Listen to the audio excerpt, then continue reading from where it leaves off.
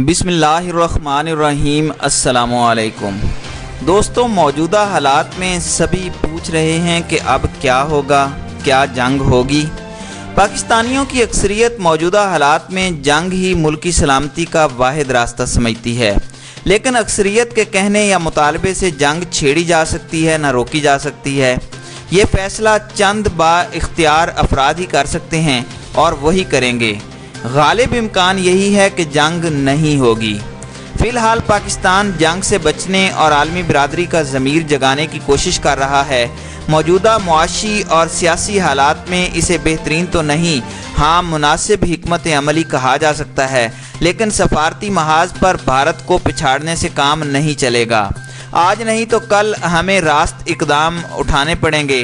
दुश्मन की नज़र गिलगित बल्तिस्तान, आज़ाद कश्मीर और बलूचिस्तान पर भी है। सूरत हाल बिल्कुल 80 की दिहाई वाली है, जब सोवियत यूनियन रातों रात अफ़गानिस्तान पर कब्ज़ा करके कराची और गवादर पहुंचने का ख्वाब देख रहा था। फिर सारी दुनिया ने देखा अफ़गानिस्तान सोवियत यूनियन का कब्रिस्तान बन गया। आज भारत से भी 71 का हिसाब चुकाने का वक्त आ चुका है। भारत के आम इंतखाबात से चंद रोज़ कबल वज़ीर आज़म इमरान खान ने बयान दिया था कि अगर नरेंद्र मोदी इंतखाबात जीत गए तो मसला कश्मीर हल हो जाएगा। आर्टिकल 35A का खात्मा मोदी के मंशूर का हिस्सा था, सारी दुनिया जानती थी। मोदी की दोबारा हुकूमत आई तो वो क्या करेंगे। ऐसे में इमरान खान का ये कहना कि मोदी जीते तो मसला कश्मीर हल होगा, बड़ी हैरान कुन बात थी। इसका मतलब है पाकिस्तान भारत के मौजूदा इक़दाम से न सिर्फ पहले से आगाह था, बल्कि पाकिस्तानी थिंक टैंक्स को इंतहा पसंद मोदी से ऐसी ही बेवकूफ़ाना गलती का इंतज़ार था जो कश्मीर की आज़ादी और भारत की तबाही का पेश खैमा बन जाए। आर्टिकल 370 का खात्मा मरहला वार किया जाना था, लेकिन शायद अमरीकी सदर के मोदी से मुतालिक सालसी के बयान ने भारतीय वज़ीर आज़म के लिए मुश्किलात खड़ी कर दी। उन्हें अपोजिशन की जानिब से गद्दार कहा जाने लगा। मुमकिना तौर पर तैश में आए मोदी ने एक ही झटके में आर्टिकल 370 का खात्मा कर दिया। पाकिस्तान समेत दुनिया भर के लिए ये गैर मुतवक्के इक़दाम था। फौरी तौर पर पहला ख्याल यही आया कि इमरान खान के दौरे अमेरिका के दौरान ये सब फैसले किए गए और मोदी ने जो कुछ किया इस पर पाकिस्तान और अमेरिका ऑन बोर्ड थे। कश्मीर की 3 हिस्सों में तकसीम का फार्मूला सबसे पहले साबिक सदर परवेज़ मुशर्रफ और उसके बाद इमरान खान पेश करते रहे हैं। अब जबकि वैसा ही हो गया तो शोर क्यों मच रहा है? तो अर्ज़ ये है कि कश्मीर की तकसीम दरअसल भारत की तकसीम का फार्मूला साबित होगी। ये बात मनमोहन सिंह समझ गए थे, RSS के नरेंद्र मोदी नहीं समझ पाए और अपने देश की मौत का एहतमाम कर लिया। भारत बहुत बड़ी गलती कर बैठा है। वो समझता है कि वो कश्मीर को फ़लस्तीन बना सकता है, लेकिन कैसे? इसराइल में 75% कट्टर यहूदी ज़ायोनिस्ट हैं, 20% नस्ली यहूदी हैं और 5% यहूदी नवाज आबाद हैं। इसराइल में इसराइल के वजूद के ख़िलाफ़ बात करने वाला एक फ़र्द भी नहीं रहता। फिर भी फ़लस्तीन इसराइल को हमेशा एक टांग पर खड़ा रखता है। भारत में तो अलहदगी की कई तहरीकें चल रही हैं। हिंदुत्वा तहरीक जिस नहज पर पहुंच चुकी, खालिस्तान का क़याम नागुज़ीर हो चुका है। आसाम क्या राजस्थान भी हाथ से निकल जाएगा। रही बात कश्मीर की तो वो इंशाअल्लाह आज़ादी की मंजिल के बहुत करीब पहुंच चुका है।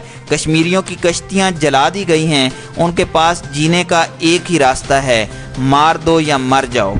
राज्य सभा में भारत नवाज कश्मीरी रहनुमा गुलाम नबी आज़ाद का बयान बहुत अहम है, जिसमें उन्होंने इकरार किया कि आज तक भारतीय फ़ौज सिर्फ इसलिए कश्मीर में जमी रही क्योंकि मकामी अफराद उसे मुजाहिदीन के ठिकानों और नकलो हरकत के बारे में इत्तलाआत देते रहते थे।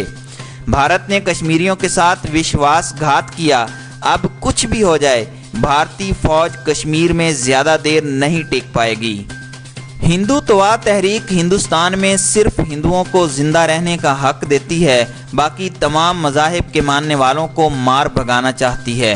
अल्लाह ने चाहा तो ये तहरीक अपने क़याम के 100 साल पूरे होने से पहले ज़रूर कामयाब होगी। 2025 में इसका 100 साला यौम तासीस होगा और इससे पहले हिंदुस्तान में सिर्फ हिंदू रह रहे होंगे। सारे गैर हिंदू अपना अपना अलग देश बसा चुके होंगे। राजनाथ सिंह कहते हैं भारत एटमी हमले में पहल कर सकता है। ये बयान खिसियानी बिल्ली के खंबा नोचने से मुख्तलिफ नहीं।